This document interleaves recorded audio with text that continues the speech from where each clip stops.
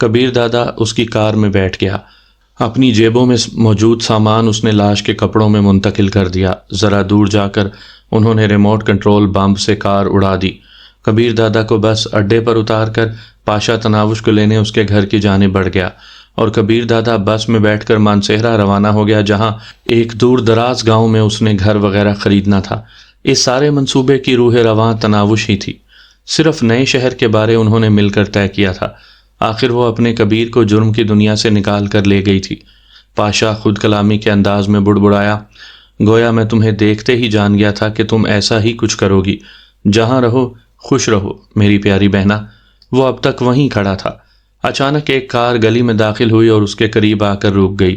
2 آدمی باہر نکلے۔ ان میں سے ایک بولا، کام ہو گیا دادا، چلو شروع ہو جاؤ۔ اس نے اطمینان بھرے انداز میں سر ہلایا۔ دونوں نے کار کی عقبی نشست سے 2 عورتوں کی لاشیں نکالیں